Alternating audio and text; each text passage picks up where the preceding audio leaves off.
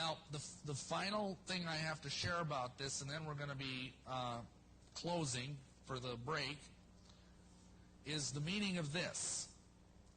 And this is a very mysterious symbol, which, you've heard all sorts of explanations for it, but I'm going to give you the Masonic Illuminati inner meaning of what this means tonight. And it's going to probably gross you out and astonish you, and I apologize in advance for that. But this is what it means. Crowley reveals the secret behind the all-seeing eye symbol in one of his books, the Book of Thoth, which is a very advanced manual on tarot card readings. And this is the eye of Lucifer. But believe it or not, it corresponds to a human organ that, for lack of a more delicate term, we'll call the rectum. Which is kind of ironic when you think about it, that this represents Lucifer. And what this refers to is that the occult archaeometric doctrine of Masonry is that by accessing alternate universes through sodomy, especially of young boys, you can access alternate dimensions of reality through what are called the tunnels of Typhon. There is a belief that through this sexual perversion, they can access these tunnels into alternate universes, alternate realities. And the goal of this kind of magic is to find your own universe and become the god over that universe. This buys into the modern day physics theory that there's many, many dimensions of reality. Maybe you've read about that. Alternate universes. It shows up in science fiction a lot. And then once you're the god of this universe, you can start sucking the energy out of it. And you can use that energy through this child to live forever and ever and ever. And there are men, I have met several that claim to be hundreds of years old.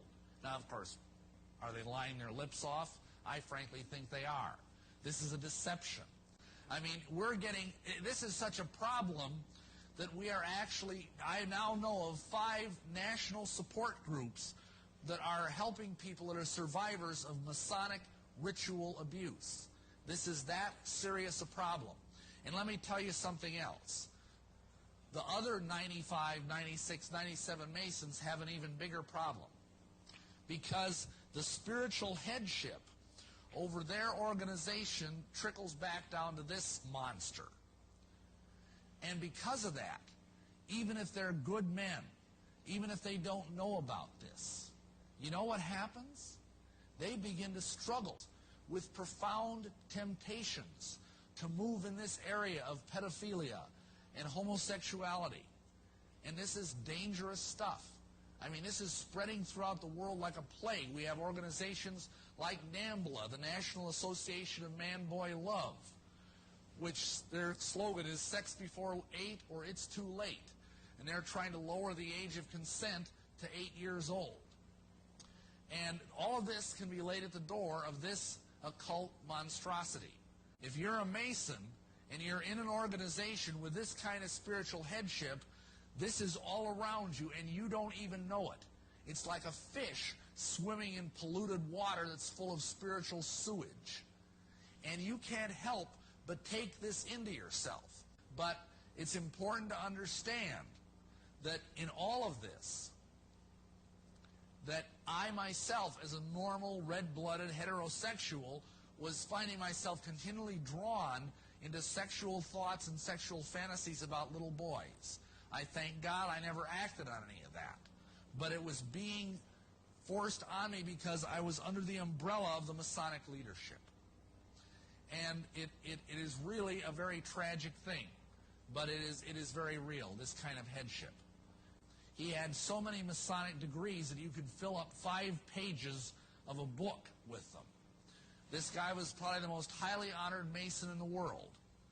And he was also the most dangerous man of the 20th century.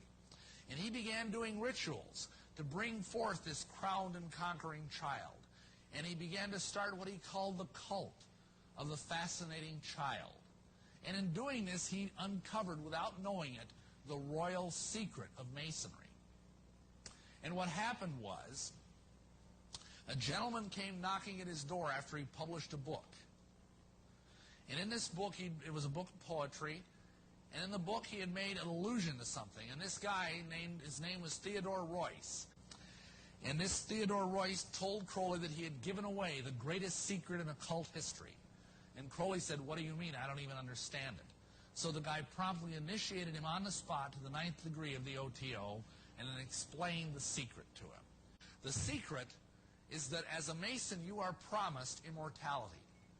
If you go to a Masonic funeral, you will hear them discuss the immortality issue. You will hear them promise that they will go to the celestial lodge above and live there forever. Where do they get their promise of immortality?